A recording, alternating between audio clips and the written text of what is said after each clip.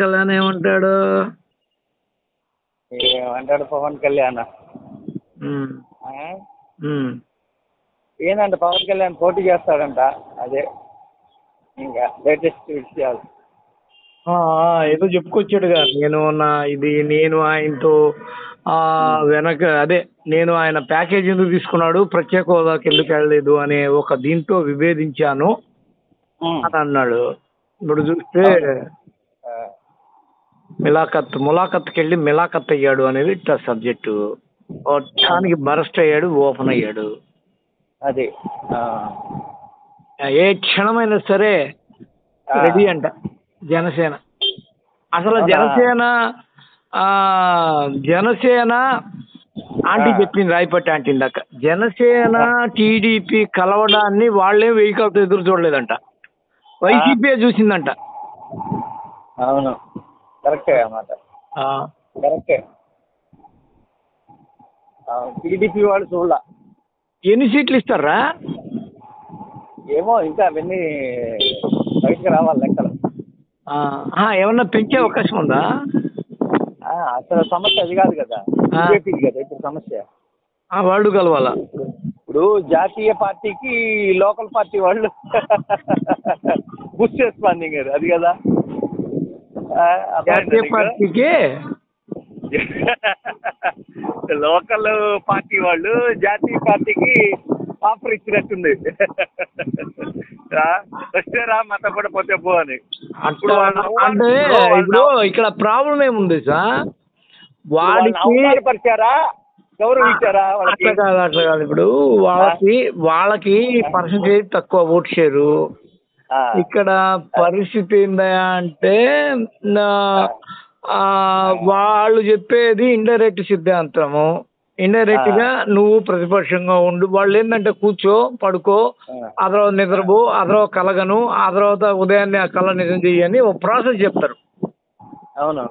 వీళ్ళు ఎట్లా చెప్తారంటే, ఇప్పుడు వీళ్ళు ఏమనుకుంటాడంటే, ఇప్పటికిప్పుడు మనము అతను టార్గెట్ ఏంది సార్, రాయపట్టి అన్న అంటుంది, సీఎం అభ్యర్థిగా ఇంతవరకు ఎవరు ప్రకటించలేదు, కాపులందరూ ఆయన సీఎం అయితే చూడాలనుకుంటున్నారు. మరి ఈయన పోయి వాడెవడో జెండాని కానీ కూలీగా మోస్తే ఎట్ట? ఆల్రెడీ చిరంజీవి కాంగ్రెస్ లో కలిపాడు, ఈరోజు టీడీపీలో కలిపాడు. ఎట్టా అంటే అసలు ఎవరు చెప్పలేదే ఆ మాట, ఎవరు ఎట్టయినా కావచ్చు అని. నిజంగా అయితే అతని స్కోప్ ఉంది, 2.5 ఏళ్ళు నాకు 2.5 ఏళ్ళు నీకు అని అంటాడా, లేకపోతే నాకు సీఎం పోస్ట్ ఇస్తేనే నేను నీకు వస్తానంటాడా? అంటే ఓపిక బట్టి చూస్తే, ట్రై చేస్తే అవుతుంది కదా. కుమారస్వామి కాలేదా తక్కువ మంది సీట్లతో? అవును. కాబట్టి నిజంగా కానీ గోదావరిలో గట్టిగా పట్టుకుంటే, తనకున్న సపోర్ట్ ని, తనకున్న కులబలాన్ని గట్టిగా వాడితే, ఇక్కడ కానీ అటు ఇటుగా ఇది కానీ వస్తే, ఏది టీడీపీ, ఇతనికి 20-30 సీట్లు ఉన్నా కానీ ఎక్కేస్తాడు. ఎందుకంటే వాళ్ళకి కావాల్సిన అధికారం కానీ ఇది కాదుగా, వాళ్ళకి కావాల్సిన పనులు కావాలి. ఇప్పుడు ఆ అమ్మాయి చాలా స్పష్టంగా చెప్పింది, అధికారంలో ఉండడము ఒకటి ఉంటది, అధికారాన్ని పంచుకోవడము ఇంకోటి ఉంటది. ఇప్పుడు నీ ప్రభుత్వం ఉంటే నువ్వు అధికారంలో పైకి కనిపించకపోయినా పంచుకుంటావు కదా, నువ్వు పంచుకుంటావు కదా. ఇప్పుడు నీ దగ్గర ఒక వస్తువు ఉంటుంది, నేను నీతో పాటు ఉంటాను, ఆ వస్తువుని నేను కూడా వాడతా కదా. అలాంటి స్కెచ్తో ఇతనున్నాడు. అందుకని వాళ్ళు చెప్పిన ఈ సోకాల్డ్ శోధిక్రమాన్ని ఆయన పట్టించుకోవట్లా. ఎప్పుడో ఇతను కానీ 25 ఏళ్ళ టార్గెట్ పెట్టుకున్నాడే, అప్పుడు అవుద్ది. ఒక్కసారి దానిలో ఉత్సాహం చచ్చిపోవచ్చు. ఇప్పుడు కమ్యూనిస్టులు ఉన్నారు, చాలా నీతిమంతమైన రాజకీయాలు చేస్తారు. వాళ్ళలో ఎవడు, నేను మొన్న అడిగా, ఆయన ఎవరు ఆడుంటాడుగా, తమ్మినేని వీరభద్రం, ఏం సార్ ఎప్పటికి సార్ మీరు పీఠం ఎక్కేది, పరిపాలించేది, ఆంధ్ర తెలంగాణలో మీ జీవితానికి అధికారం లేనట్టేనా అంటే, ఓ పోనీ నువ్వు చెప్పు అధికారం ఎట్ట రావాలో. అలాంటి కక్కుర్తి పాలిటిక్స్ మాకు అక్కర్లేదు, మాకు అనవసరం, మేము అలా జనాల్ని మభ్యపెట్టాం, మాకంటూ ఒక రాజకీయ క్రమం సిద్ధాంతం మాకు తెలుసు, మేము ఎట్టబోలం అంటే అతను తేల్చేస్తాడు, పక్కన పడేస్తాడు. ఇంట్రెస్ట్ ఉండదు అనమాట అధికారం అనగా. ఇక అట్టగాదు కదా, పవన్ కళ్యాణ్ వచ్చింది ఎందుకు, పీకింది ఎందుకు? మొదట 5 ఏళ్ళు ఉన్నాడు, వాడికి విషయం అర్థమైంది. రెండో 5 ఏళ్ళు తన సొంత కష్టాన్ని నమ్ముకున్నాడు. అది దొబ్బింది. ఓహో ఇట్లా కాదు మనం కలిస్తేనే అని చెప్పి మళ్ళీ వచ్చాడు. ఆల్రెడీ వీడికి అనుభవైంది, వాడికి అనుభవైంది. ఇక ప్రభుత్వ వ్యతిరేక ఓటు చీలకూడదు, అంతే అయిపోయింది. ప్రభుత్వ వ్యతిరేక ఓటు చీలకూడదు అనుకున్నాడు. 2024లో కలుస్తున్నాడు. ఓకే, నువ్వేమంటావు? అది వీళ్ళు కలగనేటట్టు. ఇప్పుడు నేను ఏంటంటే వీళ్ళ పార్టీలో 10 ఏళ్ల నుంచి పాపం కొమ్ముగాస్తూ జెండా పట్టుకున్న నాయకుడు ఉన్నాడు. తెలుగుదేశం పార్టీలో జెండా పట్టుకున్న నాయకుడు ఉన్నాడు. ఇప్పుడు నువ్వు అన్నట్టు ఏదైతే గోదావరి జిల్లాలో పవన్ కళ్యాణ్కి బాగుంది, పవన్ కళ్యాణ్ పుంజుకుంటా అంటే ఆల్రెడీ పవన్ కళ్యాణ్ రాకముందు గోదావరి జిల్లా తెలుగుదేశం కంచుకోట్లు ఉన్నాయి. ఏది తెలుగుదేశానికి కంచుకోట్లు ఉన్నాయి పవన్ కళ్యాణ్ రాకముందు నుంచి. అర్థమైందా? అవును. అది దాన్ని చేంజ్ చేసే జగన్మోహన్ రెడ్డి లాక్కొచ్చాడు. ఈ రోజు ఈయన బొక్క ఏది లేకుండా ఇప్పుడు వాళ్ళు ఉన్నది తీసుకొచ్చి వేరే తెలుగుదేశం పార్టీ వాళ్ళు ఇన్ని రోజులు మేము అంటే ఇప్పుడు నేను ఒకటి చెప్తాను. ఇప్పుడు గోదావరి జిల్లాలో మీరంతా పైకి అనుకోని ఇప్పుడు చెప్పే అప్పుడెప్పుడో స్టోరీ ఇదంతా కాదు. స్టోరీ కాదు ఇను నేను చెప్పేది ఏదైతే ఒకటే ఒక పాయింట్. ఏదైతే ఇంతకు ముందు వాళ్ళు అన్నట్టు ఎవరు తెలుగుదేశం పార్టీకి సంబంధించిన వాళ్ళు, జనసేనకి సంబంధించిన వాళ్ళు మామూలుగా లోకల్ అభ్యర్థులు ఒకరికి నామినేషన్ ఇస్తే లోకల్ పంచాయతీకి సంబంధించిన దాంట్లోనే ఒకరికి ప్రెసిడెంట్కి ఇస్తే ఇంకోటి ప్రెసిడెంట్గా కాకపోతే వాడిని గెలిచాడనే దాన్ని ఓర్వదు వీళ్ళకి. ఖచ్చితంగా దాంట్లో క్రాస్ ఓటింగ్ చేసి గందరగోళం చేసి ఇప్పుడు తెలుగుదేశాన్ని అట్లా కలవనీయకుండా పవన్ కళ్యాణ్ కలవనీయకుండా గెలిపించండి హాయిగా అని చెప్తారు ఖచ్చితంగా. అవన్నీ ఉన్నాయి, నేను చూశాను, చేసినప్పుడు నేను విన్నా. అది అట కాదు. ఇప్పుడు నువ్వు చెప్పింది ఏం చెప్పావు అంటే వాళ్ళల్లోనే ఒక కన్ఫ్యూజన్ ఉంటుంది, కొట్లాడి చచ్చుకుంటారు కమ్మలు కాపులు, మరీ ముఖ్యంగా కాపులది ఒక విపరీత ధోరణి ఉంటది అని కదా నువ్వు అనింది ఇప్పటిదాకా. అవును. వాళ్ళు ఒకళ్ళు బెసకనీరు, అది ఆ కొట్లాట విపరీతంగా ఉంటది. అందులో మరీ ముఖ్యంగా కమ్మలకి గోదావరి జిల్లాలో బీభత్సమైన సమస్య కాపులే. ఇద్దరు ఒకే క్యాస్ట్ ఈక్వేషన్ తో ఉంటారబ్బా వాళ్ళు. కమ్మకి కాపుకు పెద్ద తేడా ఏమి ఉండదు. వాళ్ళ మైండ్ సెట్, ఆహారము, వాళ్ళ బిజినెస్ ఓరియంటేషను, వాళ్ళ వ్యవహారము అంతా దాదాపు ఒకటే ఉంటది. అంటే టగ్ ఆఫ్ వార్ ఉంటది, దెబ్బకు దెబ్బ ఉంటుంది కదా. అయినా వాళ్ళు అవన్నీ పట్టించుకుంటున్నారంట రావు.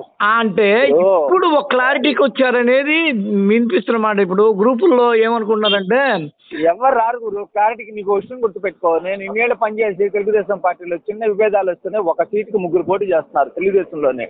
అవును. ఒక్క భూషాను అటువంటిప్పుడు నువ్వు ఇంకోటి వచ్చి నన్ను ఏళ్ళు పెడతానంటే ఎట్లా కుదురుతుంది? వాళ్ళలోనే నాయకులు సర్దుకొని పోవాలి. వైఎస్ఆర్సీపీలో కూడా అలాంటి సమస్యలు ఎన్నో ఉన్నాయి. అర్థమైందా?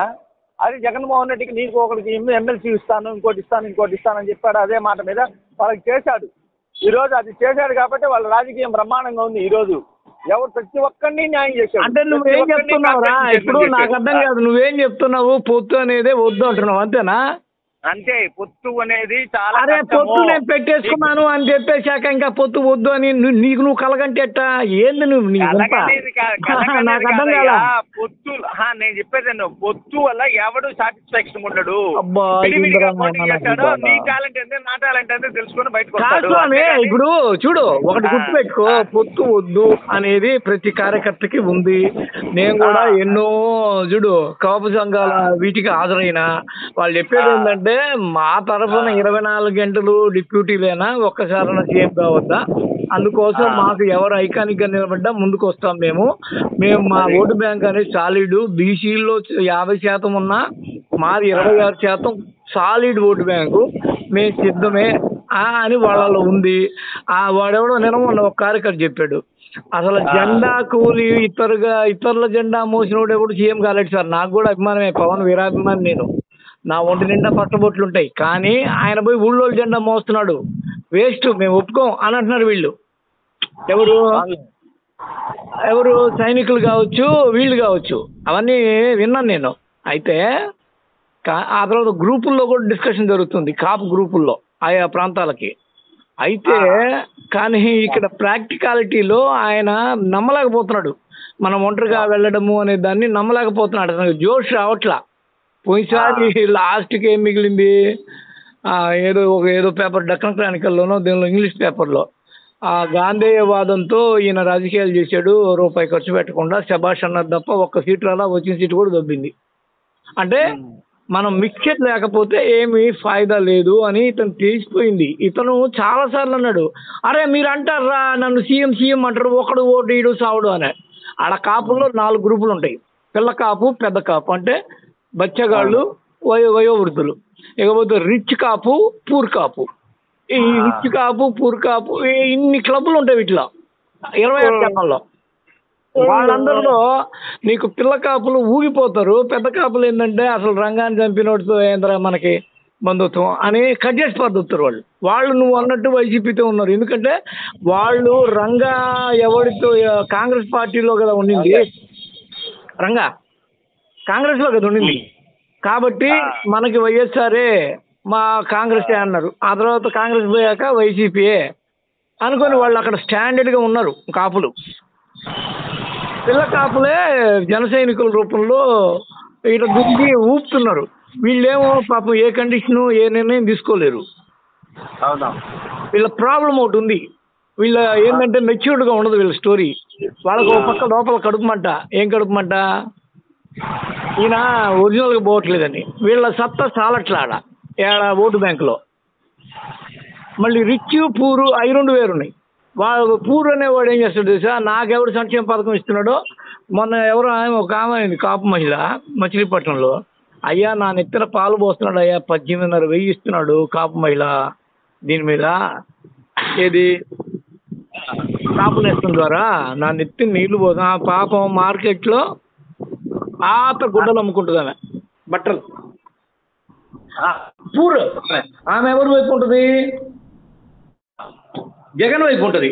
రిచ్ ఉన్నారు కదా, రిచ్ వాళ్ళు ఎట్లా ఉంటారంటే సీట్లు మన లాభం ఏంది, మనమేంది, మనకేమన్నా సీట్ ఇస్తాడా, వీటి వైపు ఉంటాడు. ఎవడిస్తాడు, వాళ్ళు ఎట్టైనా కన్నా ఉన్నాడు వాడు చూడు, వాడు ఎంత మాట అన్నాడంటే ఓపెన్ ఆర్ట్ విత్ ఆర్కేలో కావచ్చు, ఇంకొక ప్రైవేట్ ఛానల్ ఇంటర్వ్యూలో వాడేవాడండి ఆయన చంద్రబాబుని అమ్మలక్కలు తిట్టి వాడు వీడు అని. ఆ తర్వాత అసలు చంద్రబాబు నాయుడు నన్ను రంగాన్ని చంపడానికి స్కెచ్ చేసినాడు, వాడి వెనకాల నేను పోవడం ఏంటి అని వాడు ఎక్కడ పోయాడు. నేను ఒకటే స్ట్రైట్ గా ఒక మాట అడుగుతా, ఈ ఇద్దరి కలయిక మంచిదా, గెలుపుకి సాధ్యమేనా అని చెప్పు. పవన్ కళ్యాణ్ కూడా కోరికేనయ్యా, ఏమని ఒంటరిగా వెళ్ళాలని, కానీ ఆయన కాంట్ బట్టి సిచ్యువేషన్ అది. తెలుసా, పవన్ కళ్యాణ్ చంద్రబాబు నాయుడిని వాడుకొని వదిలేస్తాడని చెప్పాడు. అర్థమైందా? చంద్రబాబు నాయుడు వాడుకొని వదిలేస్తాడు, వీళ్ళ అవినీతి ప్రభుత్వం వాళ్ళు. ఇప్పుడు నీకు ఒక మంచి మాట చెప్తా ఇను, 5 ఏళ్ళు వాడికి మద్దతు ఇచ్చి వాడిని పైకి లేపాడయ్యా. ఇంకొక 5 ఏళ్ళు ఏమీ లేకుండా సైలెంట్గా ఉన్నాడు. ఇదే పవన్ కళ్యాణ్ నోటి వెంట ప్రజారాజ్యం దగ్గర నుంచి మొన్నటి వరకు టీడీపీ అవినీతి మీద కుప్పలు తెప్పలుగా మాట్లాడాడు. అసలు చిరంజీవి కూడా అసలు అవినీతి అనే పదం పలకడానికే పనికిరాని పార్టీ టీడీపీ అని. ఇప్పటికీ చిరంజీవి ఎక్కడో చూసా, ఒంటరిగా ఉంటేనే జనసేన మేలు అని ఎక్కడో ఏదో అట్లా ఉంది. కానీ ఇతను ఏమంటాడంటే, నేను ఒక 5 ఏళ్ళు వాళ్ళకి సపోర్ట్ ఇచ్చా, వాళ్ళు గెలిచారు. ఇంకో 5 ఏళ్ళు నేను ఒంటరిగా పోయాము, ఇద్దరం పోయాము. ఈ 5 ఏళ్ళు ఇదొక, అంటే వాడు ఎక్స్పీరియన్స్డ్గా వస్తున్నాడు, అంటే ప్రాక్టికల్గా అర్థం అవట్లేదు నీకు. అంటే వాడికి ఇష్టమే, ఏమని ఒంటరిగా పోటీ చేసి 90 స్థానాలు సంపాదించి సీఎం అయిపోవాలని వాడికి ఉంటుంది, ఎవరికైనా ఉంటుంది, నీకు కూడా ఉండదా? అవును. వాడి వల్ల కావట్లా. ఇప్పుడు మద్దతు ఇచ్చినప్పుడు ఒకలాగా, మద్దతు ఇవ్వకున్నప్పుడు ఒకలాగా ఎక్స్పీరియన్స్లు వచ్చేసాయి, అనుభవాలు వచ్చేసినాయి. అప్పుడు ఏం చేయాలా? ఆప్షన్ ఎత్తుక్కోవాలయ్యా. ఇప్పుడు ఆప్షన్ ఎత్తుక్కోవాలి. ఇట్లాగా వెళ్తున్నాడు. ఇప్పుడు బీజేపీ చెప్పే ఆ సిద్ధాంతాన్ని చూస్తే అది ఇప్పట్లో కాదు. అతనికి స్కోపు దీనిలోనే ఉంది, మేలు ఇక్కడే ఉంది. ఇదే మంచి కాంబో. అది అదేలే.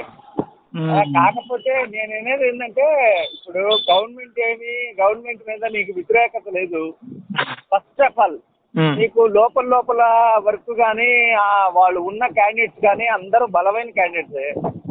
అర్థమైందా? వీళ్ళంతా 175 సింగిల్ హ్యాండ్ తో బయటకు వచ్చిన వీళ్ళందరూ. వేరే దాని మీద పోటీ మీద వాడి పొత్తు వీడి పొత్తుతో బొక్కలో భోజనంతో రాలా. అంటే దానికి ఇంకోటి కూడా ఉందిగా, అది ఫ్లూక్ అది ఒక భయంకరమైన వేవ్ అది ఏది 150 సీట్లు మళ్ళీ తిరిగి జగన్మోహన్ రెడ్డి కూడా సాధించలేడు. అదేదో 1-2 తొలి మ్యాచ్ల్లో ధోని గాని ఆడతాడు చూడు, ఎక్కడో విశాఖలోనే ఎక్కడో 2వ మ్యాచ్ అతనికి బీభత్సం అందరూ చూశారు, ఎవడో వీడని. అట్లా ఇది అలాగా ఒక ఊపాడు. ఇప్పుడు తర్వాత బొటాబొటిగా బయటపడతాడనే ఇప్పటికి ఉన్న స్టాటిస్టిక్స్ చెప్తున్నాయి, నమ్మకాలు చెప్తున్నాయి, ఎన్టీవీ TV9 చేసిన ఇంటర్నల్ సర్వేస్ చెప్తున్నాయి. ఎక్కడ చూసినా అదే. ఎందుకు ఇక్కడ కొన్ని కుంటుపడిపోయినాయి. మందు ఒకటి దెబ్బ, నిరుద్యోగులు ఒకటి దెబ్బ, అర్థమైందా? కొన్ని రంగాలు ఉన్నాయి. ఆ తర్వాత మిడిల్ క్లాస్ ఒక దెబ్బ, మిడిల్ క్లాస్కి ఏం చేయలేదు. డెవలప్మెంట్ ఒక దెబ్బ, ఇండస్ట్రీస్ ఒక దెబ్బ, ఉపాధి ఒక దెబ్బ. ఇవి రాలా, ఉపాధి ఇంకా చేతిలోకి రాలా.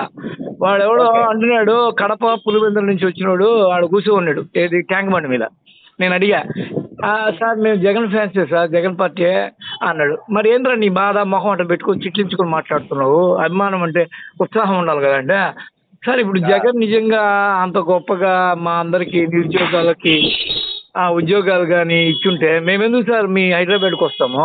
ఇక్కడ నేనేం పనులు చేస్తున్నా అంటే కరెంటు పనులు చేస్తాను సార్ అంటే వాడికి నిరుత్సాహం. అభిమానం ఉన్న నిరుద్యోగ యువతలో ప్రాబ్లం ఉంది.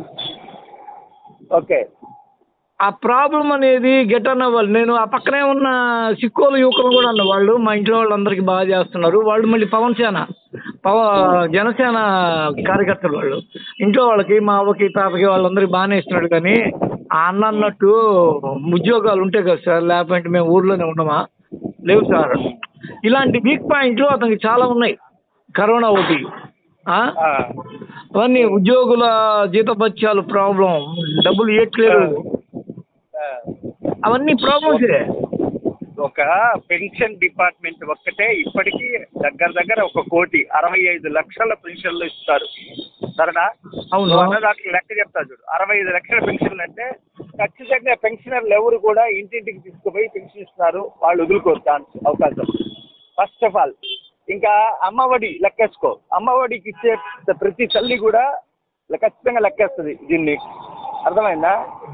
అమ్మఒడి దగ్గర ఉన్నారుగా, ఎంత 35 లక్షల మంది అమ్మఒడి అయిపోయిందా?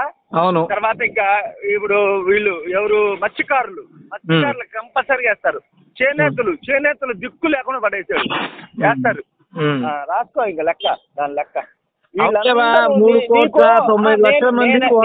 ఏంటంటే జగన్మోహన్ రెడ్డి వచ్చిన 5 ఏళ్ళు వచ్చిన ప్రతి సంవత్సరం నుంచి కూడా నీకు ప్రతి రూపాయి డబ్బులు వేస్తూనే ఉన్నాడు. కరోనాలో అప్పుడు కూడా కరోనా ఇది అని చెప్పి అనిపించలే ఎవరికి ఇక్కడ ఆంధ్రప్రదేశ్ లో. ఆంధ్రప్రదేశ్ లో ఒక్కటే అనిపించలా, మిగతా అందరికి అనిపించింది. వెనక్కి వెళ్ళిపోయేది. తెలంగాణ అయితే వెనక్కి వెళ్ళిపోయింది, 10 సంవత్సరాలు వెనక్కి వెళ్ళిపోయింది నిరుద్యోగతలో, తెలుసా? కానీ ఈ రోజు ఆర్టీసీ ఎంప్లాయీస్ ఎత్తుకో, నీకు వీళ్ళ దగ్గర వీళ్ళకి దొరకరు మనుషులు. వాళ్ళకి ఎదుగుతారు, వీళ్ళకి దొరకరు మనుషులు. ఎవరికి టీడీపీకి జనసేనకి ఫైనల్ గా ఓట్లేసే వాళ్ళు ఎవరు దొరకరు.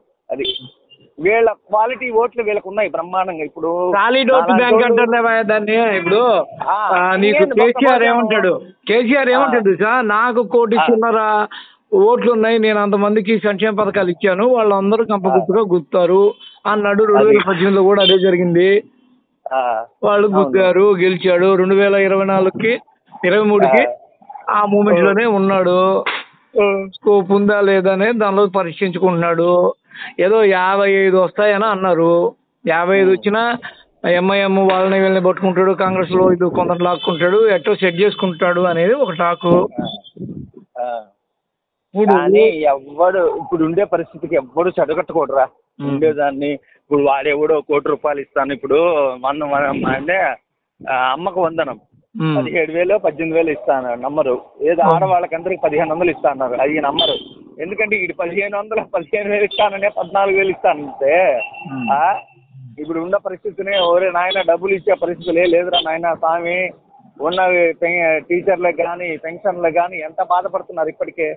దాన్ని సెటరైజ్ చేసి ఉద్యోగుల్ని సెటరైజ్ చేసి ఎంత కష్టపడి ఎంత చేసి వాళ్ళ దగ్గర పేరు రాకుండా అసలు దేశ చరిత్రలోనే ఎంప్లాయీస్ ఒకసారి నిన్ను స్ట్రైక్ మొదలు పెడితే కరెక్ట్గా 10 రోజులు వాళ్ళు స్ట్రైక్ వెళ్లకుండానే ఇది చేశారంటే వాళ్ళు డిసాల్వ్ చేశారంటే వాళ్ళని ఎంత గ్రేట్ ఆయన.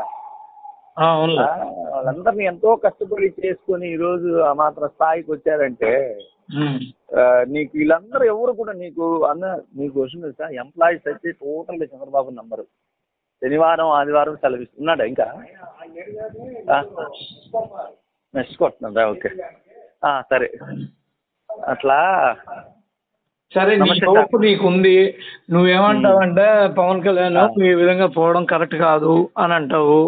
అవును, ఎందుకంటే గెలిచింది నువ్వు ఒంటరిగా పో, నువ్వు వచ్చిందో రాదో నీకు ఎన్ని సీట్లు నీ ఏదో సిద్ధాంతం చెప్తున్నావు. అది కాదు నీకనే నువ్వు అన్నట్టు ఇప్పుడు ఈ మూమెంట్ లో నీకు టాలెంట్ ఉంది అందరూ అంటున్నారు ఆ మాట. అసలు కాపులు అయితే విపరీతంగా అంటున్నారు.